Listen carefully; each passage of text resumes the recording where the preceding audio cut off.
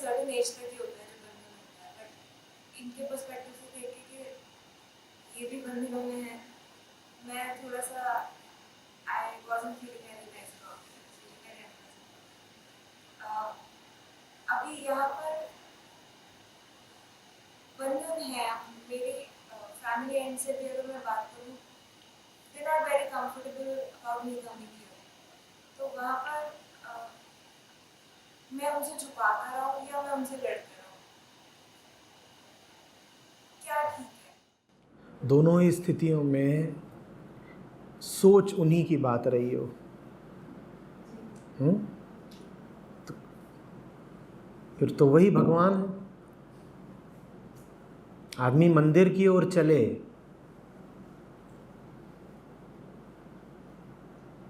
और सोचे बिशन सिंह के बारे में, तो उसका भगवान कौन है?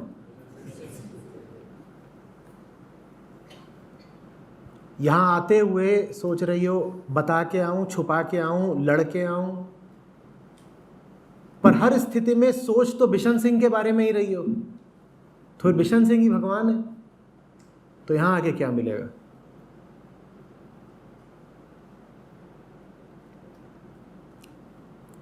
क्या बहुत मुश्किल है ये देख पाना कि मन पर, जेहन पर किसी का कब्जा है।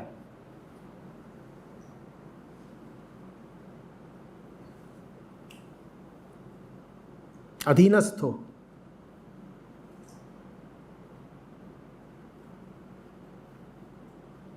ऑक्युपाइड हो,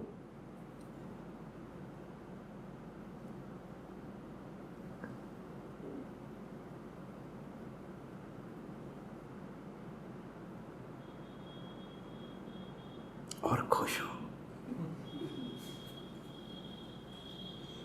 इतना ही नहीं,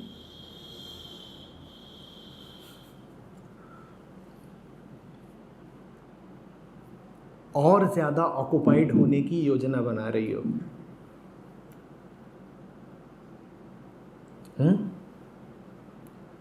समाधान क्या है?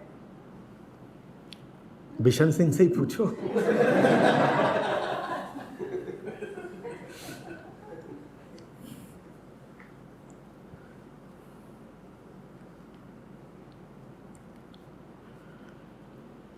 चलो, समस्या क्या है?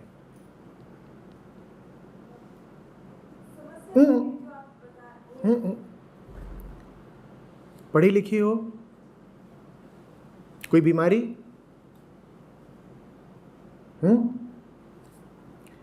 अपने देश में हो, भाषा ठीक है,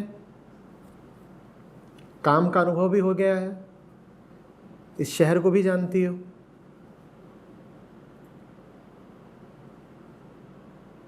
तो क्यों डर है और क्यों दबाव है?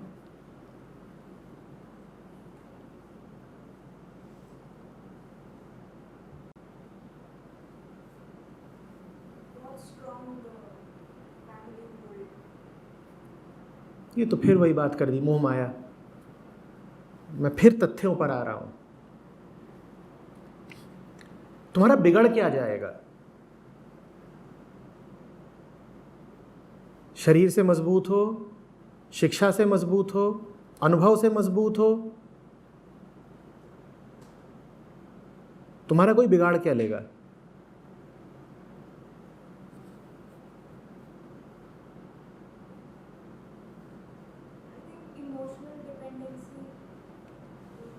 तथ्यों की बात करो। सब इमोशनल डिपेंडेंसी मटीरियल होती है। That which you call as emotions is mostly economics.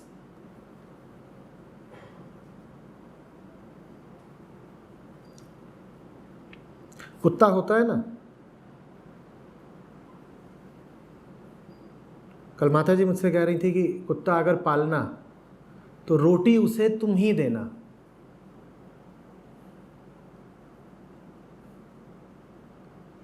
अगर कुत्ता पालना तो भले ही उसे बहुत लोग खिलाएं, कुछ भी करें, पर रोटी अपने ही हाथ से देना। कुत्ता तुमसे इमोशनली अटैच हो जाएगा। क्यों? Emotion is economics. तो emotional dependency is economic dependency, आर्थिक निर्भरता। मत कहो कि भावनात्मक निर्भरता है, ये निर्भरता आर्थिक है।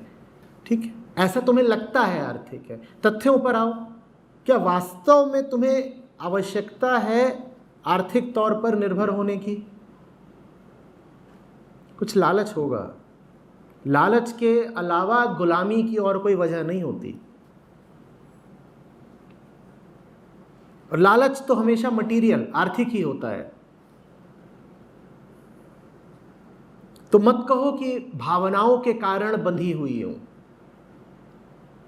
बात इसकी है, हो सकता है कि चैतन्य रूप से तुम ऐसे न सोचती हो सकता है मैं जो बात कह रहा हूं वो सुनने में भद्दी भी लग रही हो, पर अपने मन की गहराई में उतरो, उसमें कहीं ना कहीं तुमको पदार्थ, मटेरियल, इकोनॉमिक अट्रैक्शन दिखाई देगा।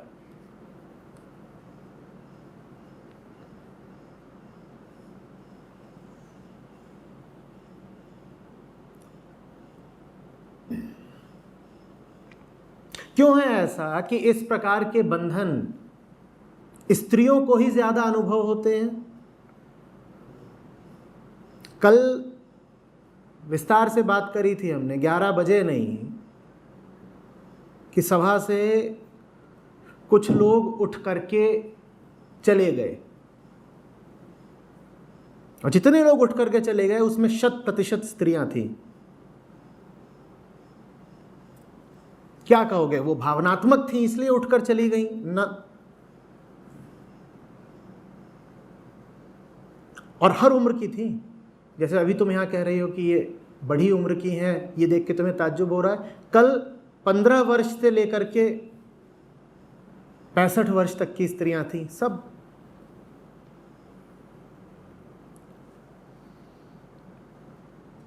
अब उस बात को जरा इस तथ्य के सामने रख करके देखो कि विवाह के बाद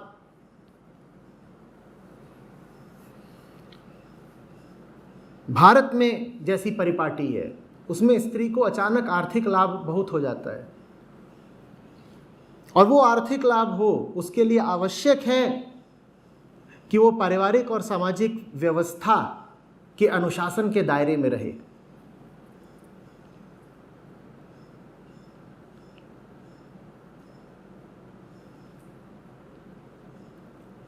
अगर विद्रोह करती है कोई लड़की परिवार के विरुद्ध, समाज के विरुद्ध, बंधनों के विरुद्ध, तो सबसे पहले वो क्या खोती है? बहुत अच्छा सा घर होगा, उससे वंचित होना पड़ेगा। और घर से अभी मैं रिश्ते, संबंध इत्यादि की बात नहीं कर रहा, मैं सीधे सीधे बिस्तर, एयर कंडीशनर, फ्रिज, हॉल, गाड़ी, ड्राइवर, लॉन, इनकी बात कर रहा हूं। पहले वो मिल जाता है पिता के अनुशासन के अधीन रहकर, और अगर पिता के अनुशासन के अधीन हो तो पिता विवाह ही ऐसी जगह कर देंगे जहां वही सब मटेरियल सुख सुविधाएं मिलने लगेंगी पति के अनुशासन के अधीन रहकर। एक चमकती हुई कोठी से विदाई होकर दूसरी चमकती हुई कोठी में प्रवेश हो जाता है। और अगर विद्रोह किया इस व्यवस्था के प्रति तो कोठियों से हाथ धोना पड़ता है, फिर जाके रहो किसी पीजी में। और हैं लड़कियां जिन्होंने विद्रोह करा है, उनकी कोठियां छिन गई, अब वो पीजी इत्यादि में रहती हैं। घर पे तो 2 नौकर, 4 नौकर, गाड़ी, शॉफर। तो निर्भरता भावनात्मक है। डर क्या छीनने का है? डर कोठी और पैसा छीनने का है, सुख सुविधाएं छीनने का है।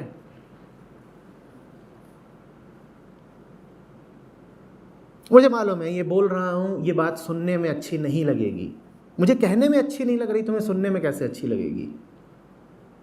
पर बात जैसी है कहनी तो पड़ेगी ना। न कहूं तो मैं तुम्हारे साथ नाइंसाफी करूंगा।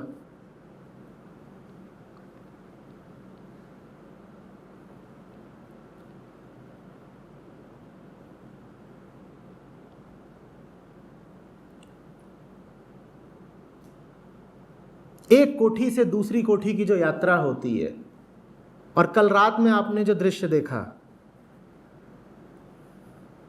उसमें बड़ा गहरा अंतर संबंध है।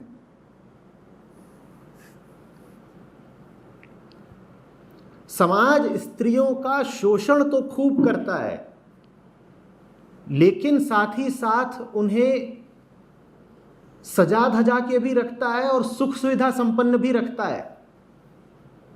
स्त्री घर की लाज और इज्जत होती है ना, तो उसे सुख सुविधा से लैस रखा जाता है। कोठियों वाली स्त्रियों को तुमने धूप में कब घूमते देखा? सड़क पर।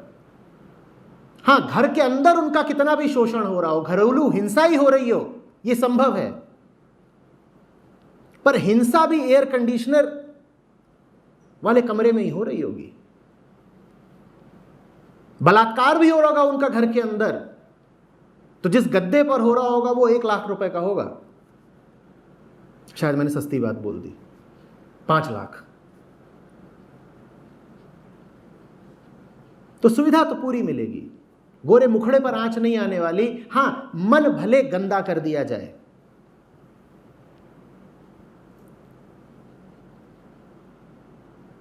यह बात थोड़ी सी अंतर विरोधी लगेगी, पर इसको समझना।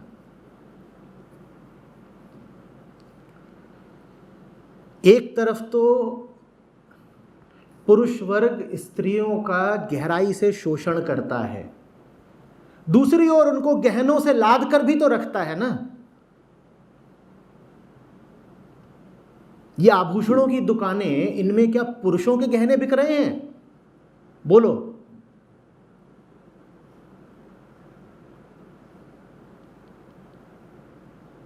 चुनाव स्त्री को करना है। मिलेंगे तो दोनों एक साथ मिलेंगे।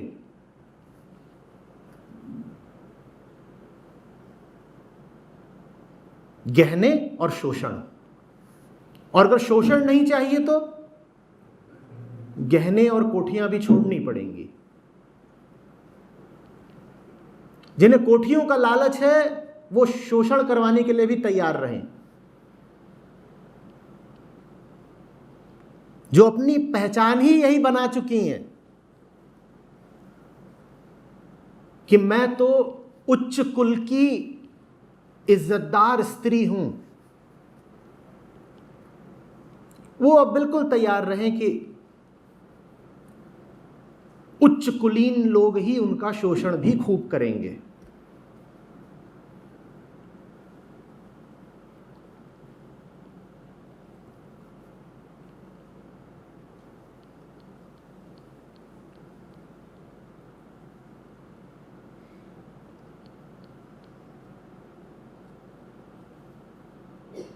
और खबरदार, इस पूरे मुद्दे में भावुकता को मत लेकर आना।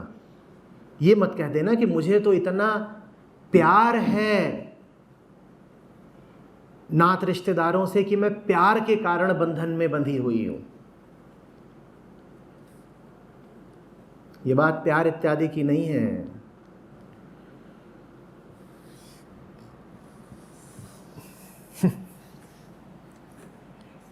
लंबी गाड़ी और 3 टन के एसी की है।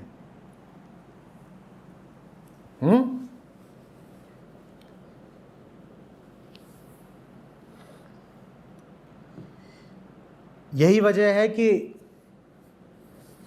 निम्न वर्ग या निम्न मध्यम वर्ग की लड़कियों के लिए उड़ान भरना अपेक्षितया आसान होता है, क्योंकि उनके बापों के पास ऐसा कुछ होता ही नहीं कि वो उन्हें रोक पाएं और बांध पाएं।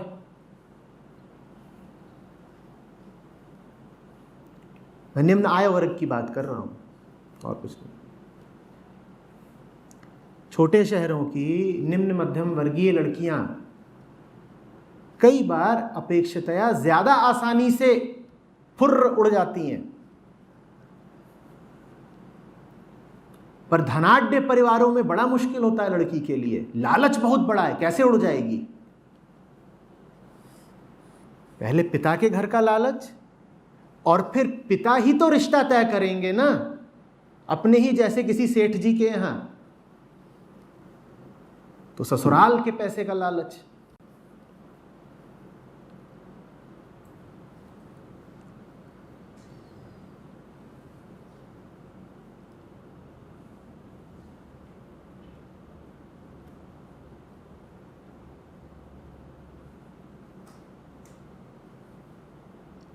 जो विरोध करेगा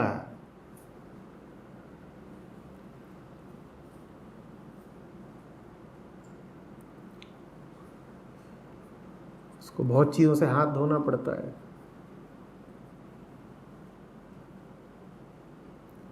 घर में रहते हो मैम मैम, बेबी बेबी, बाहर निकलोगे सड़क की धूल फांकोगे, वहां कौन तुमको मैम मैम करने वाला है?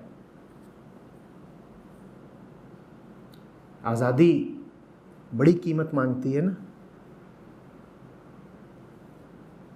धूप में गोरा रंग भी काला पड़ जाएगा।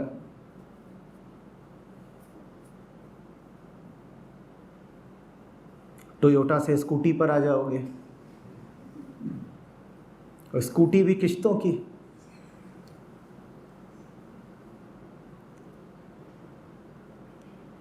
अभी बढ़िया 2 लाख रुपए के डाइनिंग टेबल पर स्प्रेड बिछता होगा, कुक आकर के बिछा देता होगा, 3-4 तरह की सब्जी, ये वो। उसके बाद बाहर निकल गए अगर तो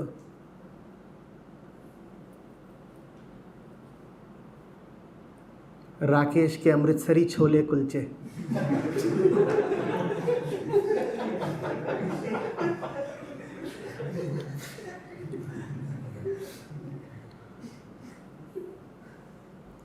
पेट भी खराब होगा, क्योंकि पेट को तो उच्च वर्गीय माल की आदत पड़ी हुई है।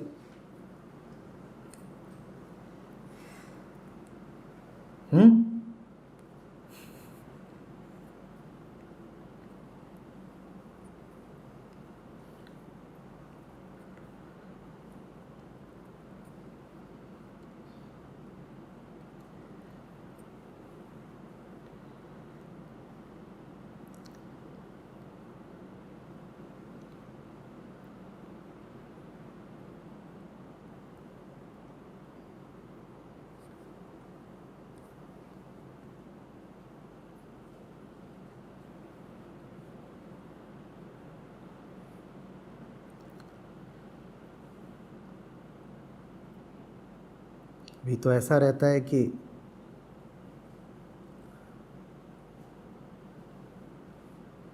सर के लिए 2-3 तरह के अलग अलग शैम्पू, मुंह के लिए 2-3 तरह के फेस वॉश,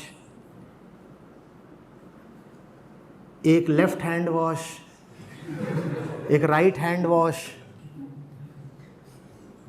फिर एक बॉडी वॉश,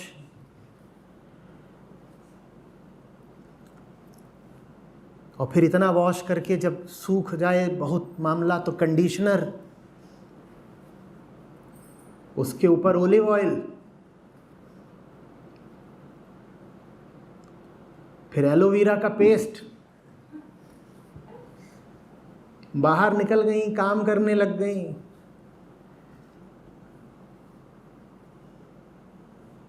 तो सर पे जल्दी से डालो रामदेव का तेल और बस पकड़ो कि स्कूटी निकालो। फिर कहाँ तुम्हें इम्पोर्टेड ओलिव ऑयल और ये सब चीज़ें नसीब होने वाली हैं।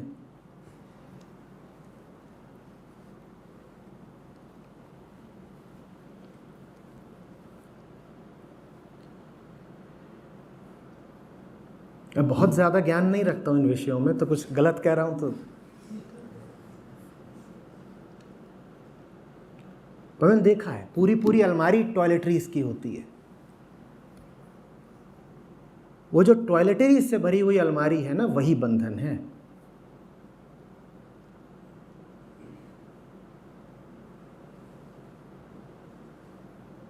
पूरी पूरी अलमारी जूतों की होती है, वो जो जूतों की पूरी अलमारी है ना, वही बंधन है।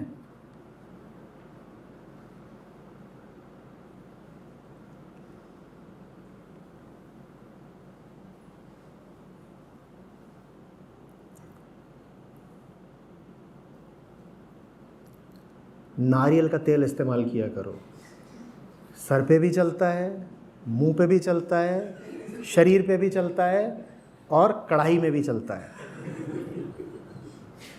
इतना बड़ा खरीदो पैराशूट,